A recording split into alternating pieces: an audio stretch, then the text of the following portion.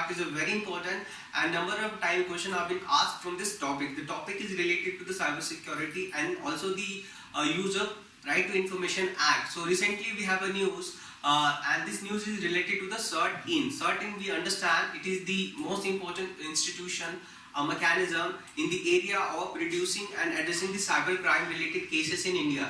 So as per the report by the Ministry of Electronic and Information Communication, there has been 500% rise in the cyber related crimes in India. So this is a matter of concern and it also makes India's national security vulnerable toward the cyber attack. So therefore it is important to have a robust mechanism so that we would be able to protect our national security and also provide robust security mechanism towards such issues. So let's understand what is the issues. So recently the government has exempted CERT-IN, that is Computer Emergency Response Team, CERT-IN, from the preview of the Right to Information Act 2005. We understand that Right to Information Act has a very big role when it comes to ensuring transparency, accountability in the democratic system in India. So it has actually given some sort of good outcome and also enhanced the level of transparency and accountability in the function of government. So recently now RTI will not be applicable when it comes to the CERT-IN. So why? It has been done in the preview of national interest. So CERT-IN now operate outside the scope of RTI Act 2005 and this actually limits the public access to information about the activity and functioning of the institution called CERT-IN. So this has been done in the interest of public and obviously the national security doctrine.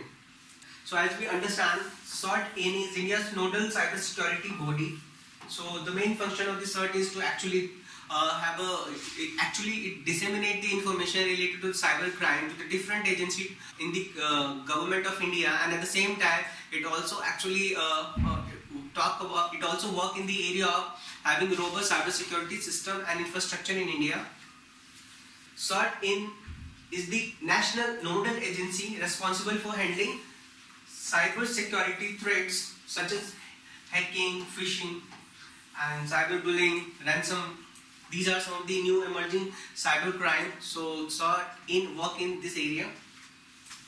It also operates under the Ministry of Electronics and Information Technology.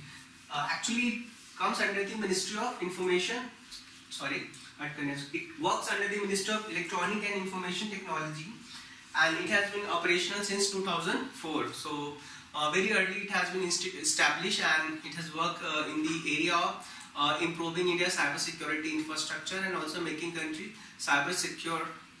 So under RTI we have a specific clause under which central government can actually exempt any institution from the preview of Right to Information Act. So what is that section? The section is Section 24 clause 2 of the RTI Act. Under this government can actually exempt any institution. So under this CERT-IN has been actually exempted from the preview of Right to Information Act.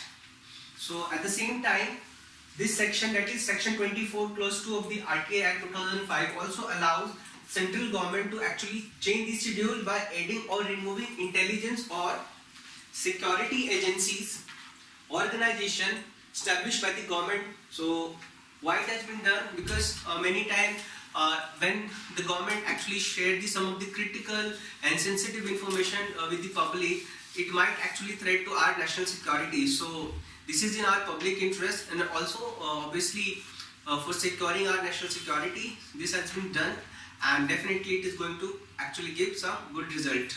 So under the Right to Information Act, there has been two important actually grounds, that is pertaining to allegation of corruption and human rights violation are not the case where such allegations are used for the exemption. So violation of human rights, incidents of corruption cannot be the ground for the exemption from the preview of RTI Act. So these are some of the two important points that need to be understood. And obviously Right to Information Act is a very important act for ensuring the transparency, accountability and also the improving the governance in the system, in the government of India. So in that regard RTI has a great place. So, moreover, the information related to the allegation of human rights and violation can only be provided after the approval of Central Information Commission. So, this is the body. Information on these grounds can only be provided by the Central Information Commission. So, it is a statutory body established under the Right to Information Act.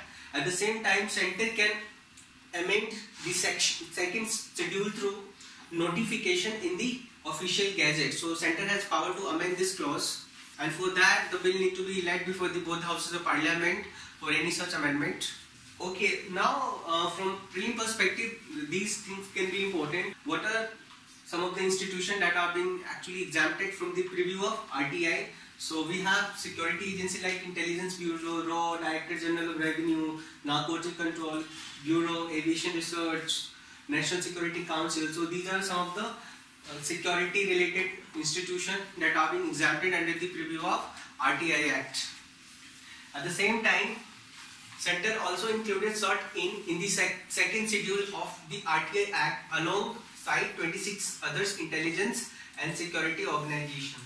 So Intelligence Bureau, as just we have discussed, so information, they actually carry the sensitive information that are critical for ensuring national security. So therefore it is imperative that sensitive information will not lead into the any malpractices or any wrong things that might actually threaten India's national security. So how it is important for India? So basically this to protect the country's critical information infrastructure and digital asset from the cyber attacks. So these stand, that is exemption of CERT-IN from the preview of RTI will be helpful.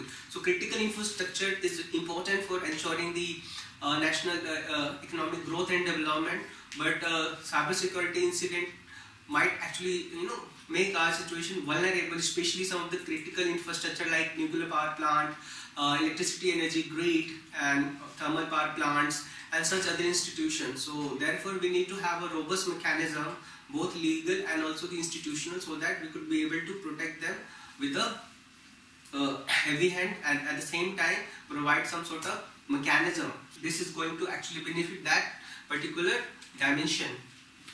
Next, to enhance the cyber resilience and readiness of the country, various sectors such as government, defense, banking and telecom, communications contributes to the national security and economic development of the country by promoting safe and secure cyber environment. So this will boost these dimensions. So the CERT-IN is doing a good job in the area of improving our infrastructure and making country secure when it's come to cyber attack, and obviously it also ensure security to the national critical infrastructure. So in that regard, CERT-IN has a great role to play, and recent steps taken in that regard, that is exemption of CERT-IN from the preview of RTI will definitely in the good light. So this is all about the recent development in CERT-IN. So hope you like the video. ऐसे ही relevant and important video को जानने और समझने के लिए आप हमसे जुड़ सकते हैं हमारे WhatsApp 9625350287, and if you like the video, please hit the like button, subscribe to our YouTube channel Selection IS. Thank you.